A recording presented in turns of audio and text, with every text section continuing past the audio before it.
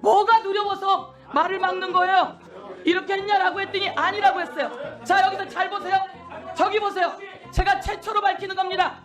국회의원이 의사진행발을 하는데 끼어들어서 발언을 방해하는 것도 굉장히 나쁜 행위라고 생각합니다.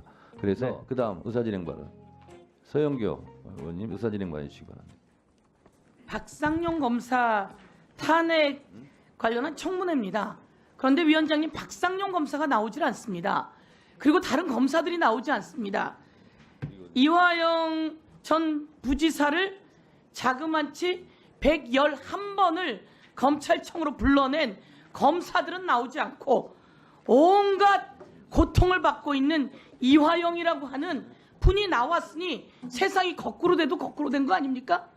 박상용 검사는 도대체 뭐가 무서워서 안 나오는 겁니까? 뭐를 숨기기 위해서 안 나오는 겁니까? 그래서 위원장께 요구합니다. 요청합니다.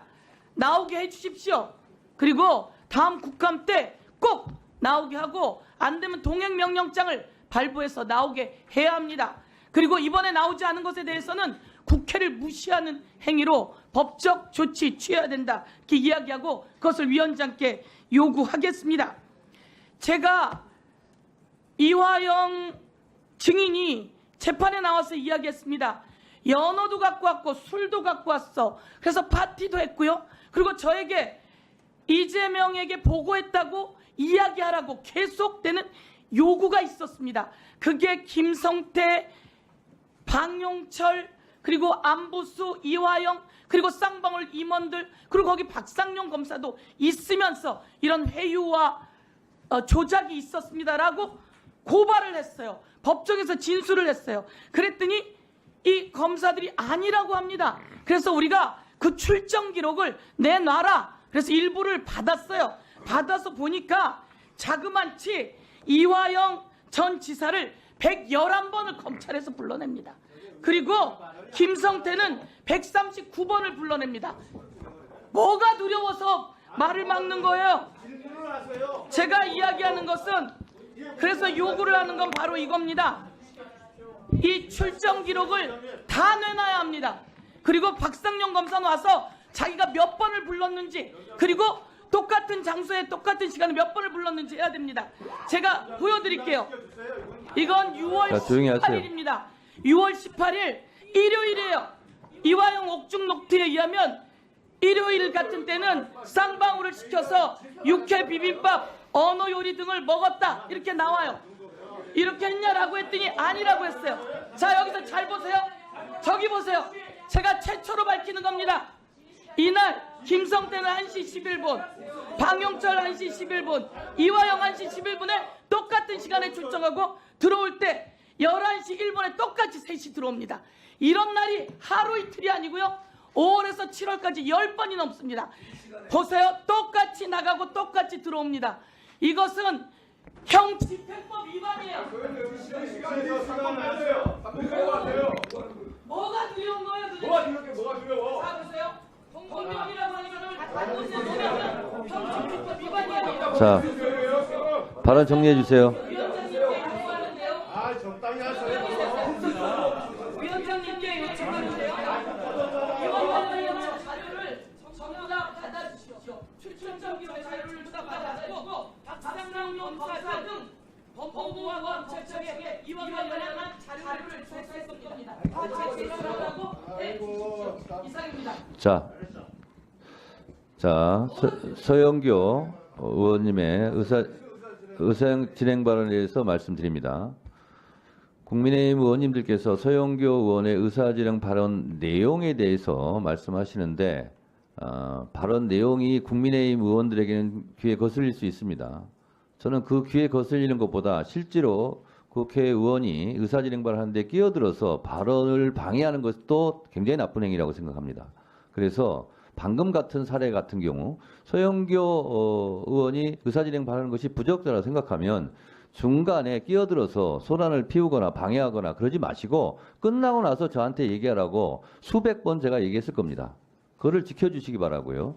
그리고 서영교 의원께서 의사진행 발언하신 내용 중에 저도 오늘 청문회를 준비하면서 자료를 쭉 살펴보다가 실제로 이화영 증인에 대해서 2023년 5월부터 6월까지 집중적으로 출정을 시켰더라고요. 출정 기록만 있어요. 날짜만. 보니까 제가 다 세봤어요.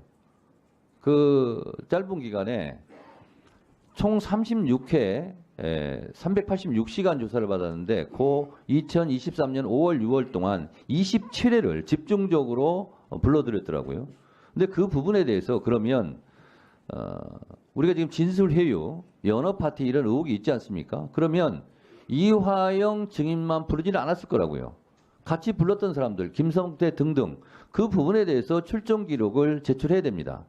그리고 누차 제가 청문회 때 말씀드렸다시피 국회에서의 증언 감정에 관한 법률에 따라서 국가 기밀이거나 북한 관계라든가 외교 관계 아니면 다 제출하게 돼 있어요.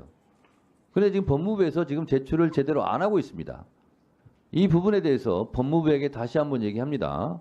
빨리 제출하세요. 지금 의원들이 의결로서 자료 제출을 한 부분에 대해서는 제출해야 됩니다. 지난번 우리가 서울구치소 갔을 때 그리고 여기에서 교정본부장을 제가 한번 꾸지람을 한 적이 있습니다. 왜냐?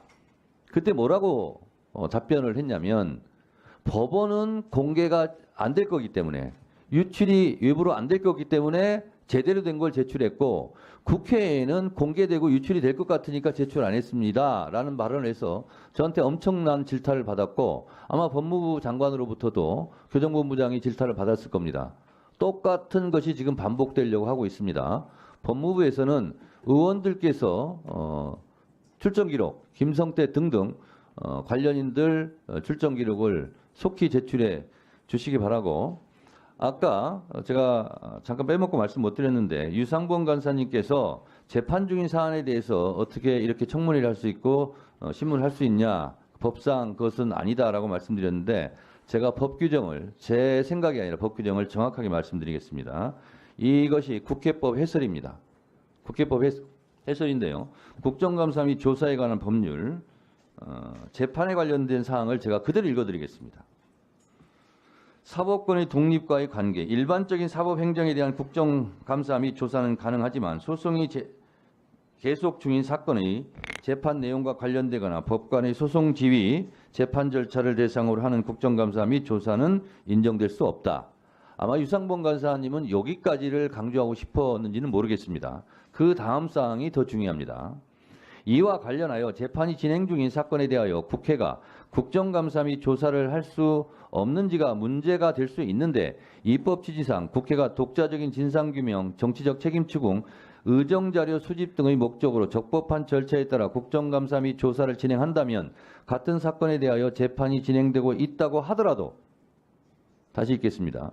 재판이 진행되고 있다고 하더라도 국정감사 및 조사의 대상이 될 수 있다. 이렇게 되어 있습니다. 따라서 오늘 청문회는 아무런 문제가 없다는 말씀을 법적으로 제가 다시 한번 말씀드립니다.